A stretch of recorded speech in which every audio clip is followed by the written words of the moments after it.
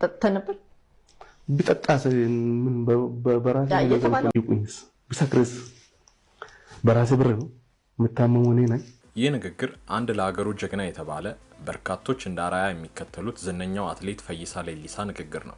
በጠጣ ምን አገባችሁ በብሬ ነው ያለው ሲያስከርመን፣ አሁን ደግሞ ሰው በገጭስ በመኪናዬ ነው አታካብዱ ብሏል። ይህ ተራ አሉባልታ ወይንም ተራ ውሸት አይደለም፣ ከራሱ አንደበት የወጣ በራሱ ፌስቡክ ላይ ያሰፈረው ነው። ይህ የአንድ ተራ መንደር ዱርዬ ሐሳብ ሳይሆን የኢትዮጵያን ባንዲራ ለብሶ የሮጠ ታዋቂ አትሌት ሐሳብ ነው። የካቲት 8 እሁድ ምሽት አትሌት ፈይሳ በሚያሽከረክረው መኪና ሁለት ሰዎችን ገጭቷል። ለምርመራ በወጡ የህግ አካላት ላይ ሽጉጥ በማውጣት አምልጧል። ከተገጩትም መሃል አንዱ በዛሬው ዕለት እንደሞተ መረጃዎች እየወጡ ይገኛሉ። አትሌት ፈይሳም ላለመጠየቅ ሲል በዛሬው ዕለት ከሀገር መውጣቱም እየተዘገበ ይገኛል። ለመሆኑ እነዚህ መረጃዎች ምን ያህል እውነት ናቸው የሚለውን አጣርተን ይዘንላችኋል። እስከ መጨረሻው በመቆየት በርካታ መረጃዎችን ያድምጡ። ለቻናሉ እንግዳ ከሆኑ ሰብስክራይብ እንዲሁም ቪዲዮን ላይክ አድርጋችሁ ጀምሩ እያልን በቀጥታ ወደ ቪዲዮ እናልፋለን።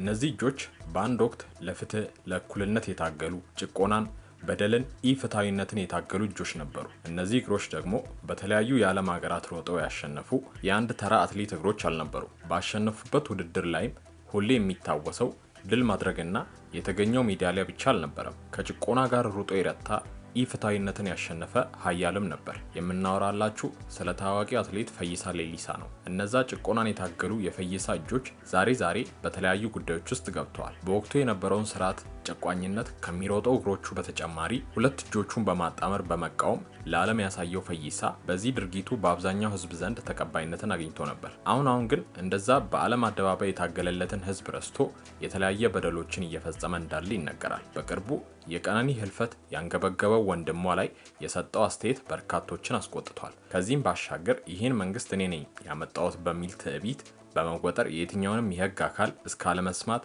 አልፎም ተርፎም እስከ ማንቋሸሽ ደርሷል። ይህ መጥፎ ባህሪው አድጎ ለሰው ነፍስ እስከ አለማዘን የደረሰ ጭካኔ ውስጥ እንደከተተው የአትሌቱ የቅርብ ሰዎች ይናገራሉ። አሁን ደግሞ በሚያሽከረክረው መኪና ሁለት ሰዎችን ገጭቶ ጉዳት ማድረሱ ተሰምቷል። አትሌት ፈይሳ ሌሊሳ ትላንት አዲስ አበባ ከተማ ውስጥ በሚያሽከረክረው ቪኤት መኪና ሁለት ሰዎችን ገጭቶ የፖሊስ አካላት በቁጥጥር ስር ሊያውሉት ሲሉ ማን እንደሆንኩኝ አላወቃችሁም አሳያችኋለሁ ሲል እንደዛተ የህግ አካላት ላይ ሽጉጥ እንዳወጣ በተለያዩ ማህበራዊ ሚዲያዎች ሲዘዋወር ተመልክተናል። ይሁን እንጂ እኛም ለማረጋገጥ ወደ አትሌቱ የፌስቡክ ገጽ ባመራንበት ወቅት የሰፈረው ጽሁፍ እጅግ ያሳዝናል። በገጫቸው ሰዎችም ላይ ለመሳለቅም የሚመስል ጽሁፍ በአፋን ኦሮሞ አስፍሯል። እጅግ በሚያሳዝን ሁኔታ ከገጫቸው ሰዎች መካከል የአንደኛው የ16 ዓመት ታዳጊ ህይወት ዛሬ ሳያልፍ እንዳልቀረ እየተነገረ ይገኛል። ጥጋብ የሚያሰቃየው ፈይሳ ሌሊሳ ከዚህ በፊት ቤቲ ኤልቲቪው ላይ ስትጠይቀው እየሰከርክ ጎረቤት ትረብሻለህ፣ ጎረቤት ትደበድባለህ ይባላል ምን ትላለህ ብላ ስትጠይቀው ፈይሳ ሌሊሳ የሰጠው መልስ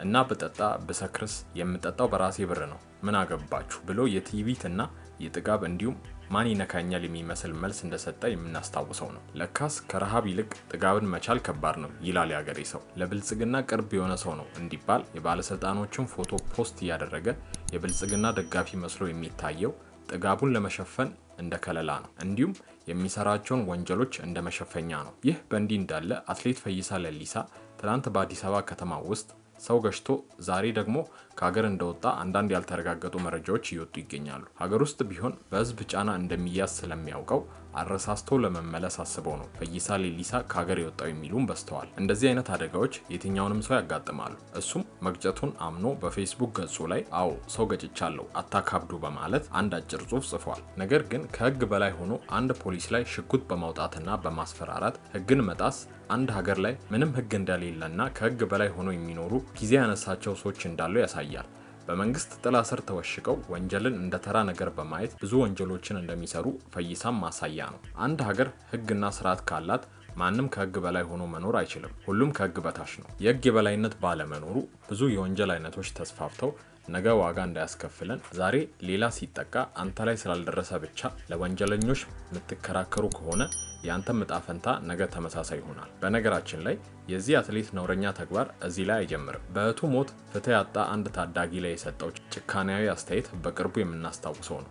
ምንም እንኳን እስካሁን ፍትህ ያላገኘው የቀነኒ ቤተሰብ ሀዘኑን ዋጥ አድርጎ የፍትህ ያለ በሚልበት ሰዓት ለአንድ ፍሬ ልጅ እንዲመሰሉን አስተያየት መስጠት ነውር ነው። በወቅቱም እንዲህ ብሎ ነበር። አንዱዓለም በኦሮምኛ ተናግሮ በሱና በሚስቱ መካከል ያለውን እውነት ነግሮናል። አንተ ግን የምትለፈልፈው ወገንን ለማስረዳት በሌላ ቋንቋ የምትወርድብን ምን አይነት ምናምንቴ ነህ ይላል አትሌት ፈይሳ። ይህን የሚለው እንግዲህ ለቀነኒ ታናሽ ወንድም ነው። የትኛው አባገዳ ነው በሌላ ቋንቋ ሊሰማ የሚችለውና በሌላ ቋንቋ የምትቀባጥረው? እኔ ከሞተ ሰው ይልቅ በህይወት ያለው ሰው ስለምፈልግ ይህ ልጃችን ይህን ሁሉ መጎዳት የለበትም። እውነት ያላችሁ በሌላ ቋንቋ ሳይሆን ልጁ በተናገረበት ቋንቋ ነገሩ። የኦሮሞ አባገዳ ኦሮሞን ወክሎ ያለውን እውነት ይቀበል።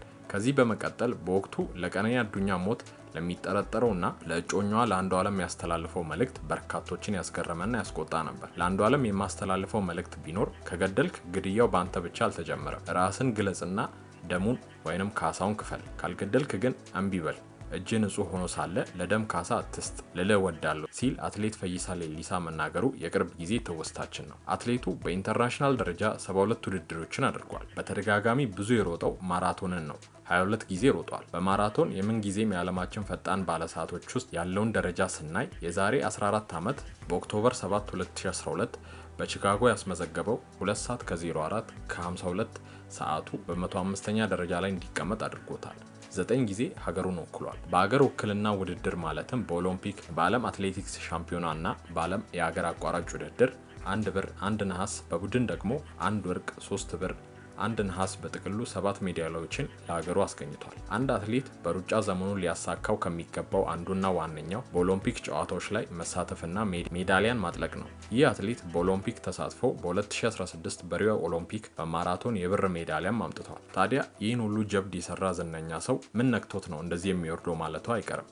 መልሱ ትዕቢት የሚለው ነው። የተነሱበትን መርሳት፣ የወጡበትን ማህበረሰብ መዘንጋት፣ ልብን በሚጠፋ ንዋይ መሙላት መጨረሻው ውድቀት ነው። የትዕቢት መጨረሻው ምን እንደሆነ በተለያዩ ግለሰቦች ያየነው የሰማነውም ጉዳይ ነው። ለዚህ ደግሞ የአትሌት ፈይሳ ሌሊሳ የቅርብ ጊዜ ድርጊቶቹ ማስረጃ ናቸው። ትላንት ሌሊት አዲስ አበባ ውስጥ ጀሞ አካባቢ ልዩ ስሙ ናሰው ሪል ስቴት በሚባል ቦታ ላይ በቤት መኪናው 2 ሰዎችን ገጭቷል። አንደኛው ከባድ ጉዳት ደርሶበት አይሲዩ ሩም ውስጥ ከቆየ በኋላ ህይወቱ ማለፉ እየተሰማ ይገኛል። ሁለተኛው ደግሞ የአጥንት ስብራት አጋጥሞት እየታከመ ይገኛል። የሚያስገርመው ደግሞ ፖሊስ ፈይሳ ሌሊሳን በቁጥጥር ስር አውሎ ምርመራ ለማድረግ ሲሞክር አትሌቱ መሳሪያውን አጥቶ ማን እንደሆነ አታውቁም እንዲህ ብሎ በማስፈራራት ትቷቸው እንደሄደ ተነግሯል። እስካሁን እንዳልተያዘና ከሀገር እንደሸሸም አንዳንድ መረጃዎች እየወጡ ይገኛሉ። አንድ ሰው ብሔራዊ ጀግና እንኳን ቢሆን በቲቪ ተወጥሮ መንጠራራት ከጀመረ ከጀግንነቱ ወርዶ ተራ ወረው በላ ይሆናል። ህግ ለሁሉም እኩል ነው። ህግ ብሔርን አይለይም፣ ታዋቂን አይልም፣ ተራ ሰውም አይልም። ሁሉም ከህግ በታች ነው። መንግስት መደገፍ ለማንም የተሰጠ መብት ቢሆንም በመንግስት ደግፋለው ሰበብ ያልተገባ ነገር ማድረግ ወንጀል ነው። መንግስትም እነዚህ አካላትን በፍጥነት ለህግ ማቅረብ አለበት እያለን የዛሬውን ቪዲዮ እዚህ ጋር እናበቃለን። በቀጣይ እስክንገናኝ በሰላም ቆዩ።